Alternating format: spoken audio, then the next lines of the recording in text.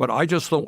What I worry about right now is I think artificial intelligence is going to displace millions and millions of workers. People are going to be thrown out on the streets. I think the corporate guys who are running these companies could care less about these workers.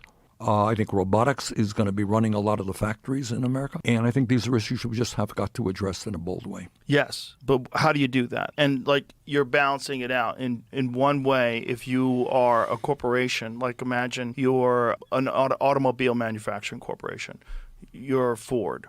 Ford is struggling right now. There's a giant issue with Ford. Right. So what does Ford do if all of a sudden something comes along that allows them to be more productive? They're more profitable. These machines can work 24 hours a day, 7 days a week. They don't need time off. And you're going to make a better product. You're going to make more money for your shareholders. The corporation succeeds. Right. But you don't need X amount of workers anymore. Right. How do you mitigate this? I mean, that's the right question. And right. I don't What think, do you do? All right. Nobody has a simple answer. Let's just talk about it. Does corporate America have the right to say to workers throughout this country, hey, sorry, guys, we don't need you anymore. Have a nice life. You're out on the streets. Instead of thinking them as workers, should we think of them as, look, there are people that make the decisions. There's the executives. There's the corporation itself.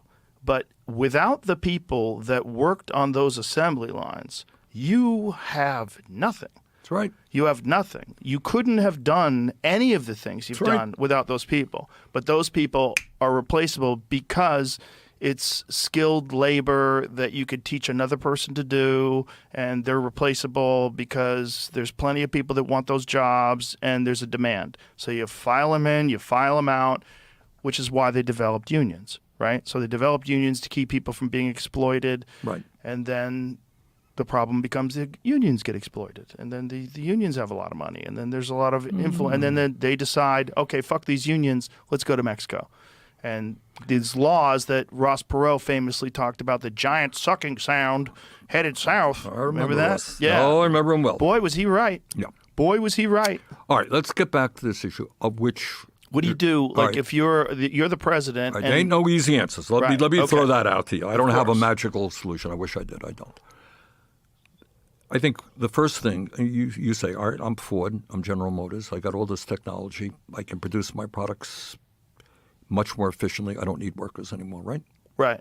Well, I'm sorry, Mr. GM, and I'm sorry, Mr. Ford, because this country is more than just your profits.